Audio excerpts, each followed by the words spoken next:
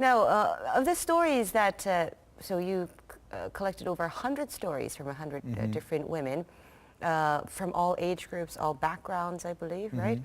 Of those stories, how many actually made it into the play? Oh, I think 9. How do you decide which stories are interesting and which stories aren't? Well, it's kind of a funny thing. I actually ended up collecting these stories and I put them in the play, and they go through the rehearsal process, and the ones that work stay, and the ones that don't work don't. There's some stories that we ended up cutting that I really miss. Because of the cultural difference, the director told me that Korean people would not find this certain story interesting, but they would find this story interesting. So from an American point of view, I was thinking, but this story is more interesting, because we Americans, from my point of view anyway, I think that the stories about the war are interesting. The stories about the not so recent past are interesting, from the 40s and 50s and 60s. But he said that he didn't think that was really something that a lot of Korean people would really find all that interesting, that a lot of people were trying to forget that. So I had a version that was actually heavy with those stories, that had a lot of those kind of stories, and those stories were taken out, and the ones that were more modern were left in.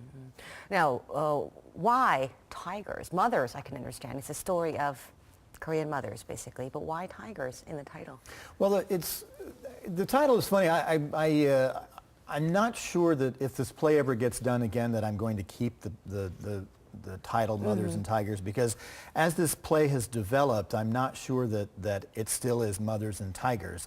When I had it as the monologues, it seemed like it was more about these women's stories, and the women had what the women were showing was the Western concept of what a tiger is, something that's protective and strong and ferocious and fierce, and something that has all of those qualities to it.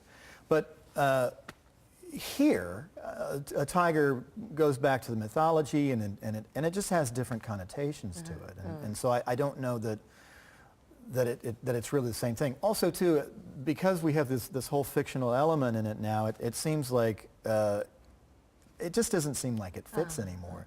It seems like it's a whole different thing. It's a lot more developed in it, and to say something like Mothers and Tigers is something that's fine for a show of monologues. But when you've got this family that's together, and they're telling these true family stories, it seems like it's a different animal. Have you thought of what you might change the title to? Well, actually, somebody suggested that we change it to the Sisters-in-Law Club, so I think we actually may do that.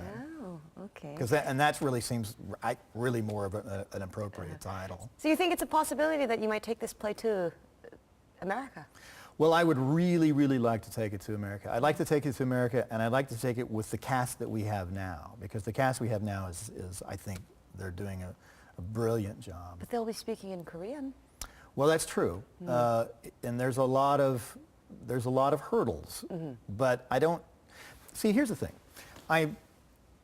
I've thought about this, and I've thought about taking the play as it is right now, and taking it to the States, and then trying to get American actors to do what our Korean actresses are doing. And I just don't know that it's going to translate, because I don't think that the rhythms are different, and the speaking is different, and the intonation is different, and the articulation is different, and just the way that they say things is different, you see. And here you have this authentic language, and if you were to take that and put Asian American actresses doing it, I just don't see it as being real, you see. And I think that if we can take it to some place where you have an audience base that's sophisticated enough to where they don't mind reading subtitles, and they want to see something from a foreign culture that's really interesting, then I think it would translate. I think it would work. I think a question you need to ask before that is whether these stories of Korean women are going to be of interest to the Western audience. Are they going to be interested in what Korean women have to say about their lives? Well, I think so, because I think that I think there's a lot of it that translates pretty well. I mean, these stories are about triumph and pain and you know, longing and loss and the same things that are universal. I mean, a good story is a good story, and I think that Americans would appreciate that too. Now, it's one thing to write a play, it's another thing to have it actually produced and played on stage. And how did you make it happen? Well, actually, I didn't really make it happen. I was just extremely lucky. I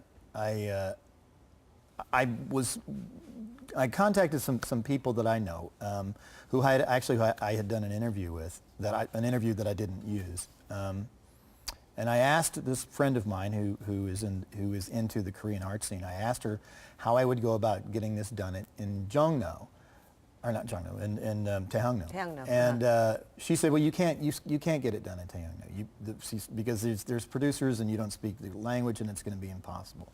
She said the thing that you need to do is you need to contact the universities and see if anybody in the universities might be interested. So I sent went to the websites and I sent out a blanket email in Korean to everybody in the university system, and I mean everybody here and in Busan and everybody in the country. And I got one answer back from Lee Sang-woo, who is the head of directing at the Korean National University of the Arts. And he just happened to be looking for a play that he could do something with his actresses, because a lot of, as you probably know, a lot of theater is male centered. You know, you have male writers and you have a lot of male characters. And so this play, as it was set up originally, was only female actresses. Cast. Yeah, it was an all-women cast, and there was 10 or 11 roles, and that was something that was appealing to him, because then he could give his actresses something to do rather than walk on stage and give the man something and then walk off So stage. that's how the play made it to the stage. Now, what kind of reactions have you seen from the Korean audience? Are the audience mostly women? Actually, yeah. Yeah, the audience is mostly women, a lot of older women, which I'm very happy about. They all love it, as far as I can tell. They're all smiling and laughing and Are they relating to the stories? I think so. Yeah. I think so. I read an interview the other, sorry, not an interview. I read a review the other day that was from one of the newspapers, and the person was talking about one of the stories in the play, and then in the review, he told a story that happened to him. He said, it reminds me of the time that this happened to me, and he told this short story. And that's exactly what I want people to do. I want people to walk out of the theater and go, you know something, I've got this story, this happened to me, and like that. Because that's really what I want people to do, is I want it to encourage people to tell their own stories. Right. Well, of course, even men can tell stories of women. They have wives, mothers, daughters, don't they?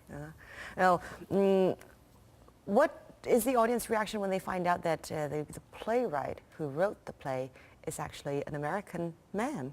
Well, actually, it's funny, because I've had a lot of people say to me, did you write this play? And I said, listen, they wouldn't put my name on it if I didn't write the play. I think a lot of it is disbelief, actually. Surprise, right? Yeah, but you know, I understand that too, because it's such a Korean play, and I think that a lot of the credit, as far as, you know, the layering on the Koreanness, goes to the director and the translator and the actresses, because they contributed a lot to make it Korean. For instance, just as an example, the music, right? Because there's the actresses sometimes sing in the show. Well, I don't know the Korean songs well enough to I can just say, well, why don't you use this one? But they do. So when they're going through the rehearsal process and they break into song, they know where to put the songs in, because that's something that they know.